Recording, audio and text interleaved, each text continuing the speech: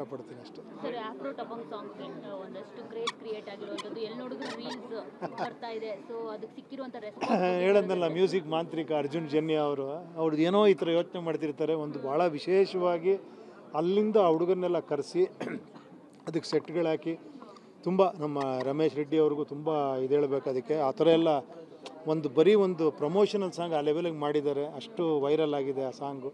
ತುಂಬ ಅದ್ಭುತವಾಗಿ ಶಿವಣ್ಣ, ರಾಜ್ ಬಿ ಶೆಟ್ಟಿ ಎಲ್ಲ ಸಕ್ಕತ್ತಾಗಿ ಡ್ಯಾನ್ಸ್ ಮಾಡಿದ್ದಾರೆ. ಎಲ್ಲ ಚೆನ್ನಾಗಿದೆ actually. Thank you. Thank you.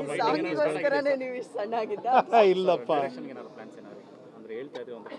ಇಲ್ಲ ಪ್ಲ್ಯಾನ್ ಮಾಡ್ತಾ ಇದ್ದೀನಿ. ಖಂಡಿತ ಆದಷ್ಟು ಬೇಗ ಅನೌನ್ಸ್ ಮಾಡ್ತೀನಿ. ಬೇರೆ ಥರ ಇರುತ್ತೆ ಸತಿ.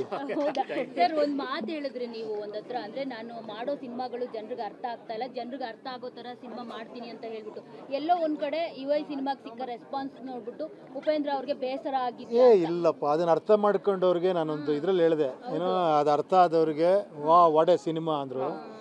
ಅರ್ಥ ಆಗದಿರೋರು ನಾಮ, ಅದಕ್ಕೆ ಆನ್ಸರ್ ಈ ಸೈಮಾ ಅಂತ.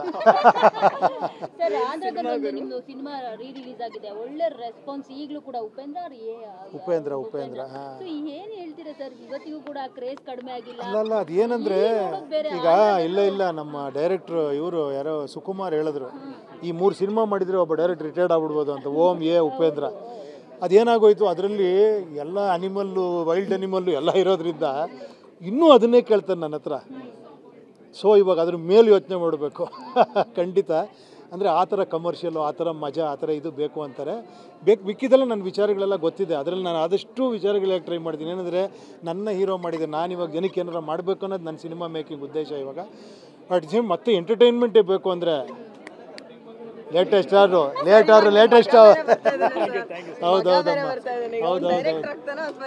ಗೊತ್ತಿಲ್ಲಮ್ಮ.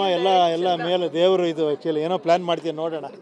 ಇಷ್ಟಪಡ್ತೀನಿ ಅಷ್ಟೇ. ಸರ್ ಆಫ್ರೋ ಟಪಂಗ್ ಸಾಂಗ್ಗೆ ಒಂದಷ್ಟು ಕ್ರೇಜ್ ಕ್ರಿಯೇಟ್ ಆಗಿರುವಂಥದ್ದು ಎಲ್ಲಿ ನೋಡಿದ್ರು ರೀಲ್ಸ್ ಬರ್ತಾ ಇದೆ. ಸೊ ಅದಕ್ಕೆ ಸಿಕ್ಕಿರುವಂಥ ರೆಸ್ಪಾನ್ಸ್ ಹೇಳೋದಲ್ಲ, ಮ್ಯೂಸಿಕ್ ಮಾಂತ್ರಿಕ ಅರ್ಜುನ್ ಜನ್ಯ ಅವ್ರದ್ದು ಏನೋ ಈ ಥರ ಯೋಚನೆ ಮಾಡ್ತಿರ್ತಾರೆ. ಒಂದು ಭಾಳ ವಿಶೇಷವಾಗಿ ಅಲ್ಲಿಂದ ಆ ಹುಡುಗನ್ನೆಲ್ಲ ಕರೆಸಿ ಅದಕ್ಕೆ ಸೆಟ್ಗಳಾಕಿ ತುಂಬ ನಮ್ಮ ರಮೇಶ್ ರೆಡ್ಡಿ ಅವ್ರಿಗೂ ತುಂಬ ಇದು ಹೇಳಬೇಕು. ಅದಕ್ಕೆ ಆ ಥರ ಎಲ್ಲ ಬರೀ ಒಂದು ಪ್ರಮೋಷನಲ್ ಸಾಂಗ್ ಆ ಲೆವೆಲಿಗೆ ಮಾಡಿದ್ದಾರೆ. ಅಷ್ಟು ವೈರಲ್ ಆಗಿದೆ ಆ song.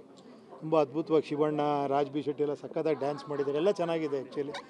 Thank you. Thank you. ಇಲ್ಲಪ್ಪ,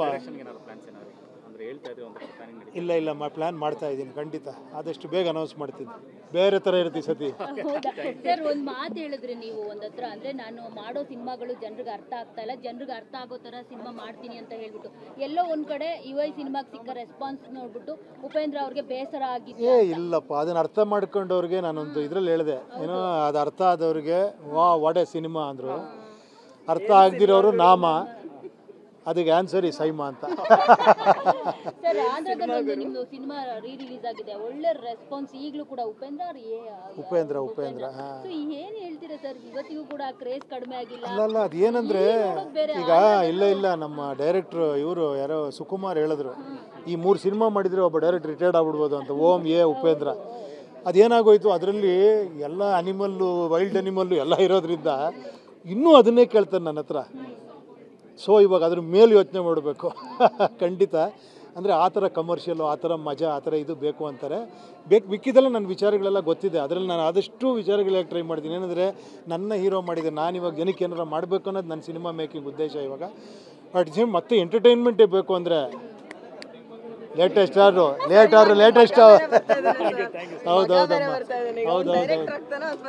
ಗೊತ್ತಿಲ್ಲಮ್ಮ. ಎಲ್ಲ ಮೇಲೆ ದೇವರು ಇದು ಆ್ಯಕ್ಚುಲಿ ಏನೋ ಪ್ಲ್ಯಾನ್ ಮಾಡ್ತೀನಿ, ನೋಡೋಣ.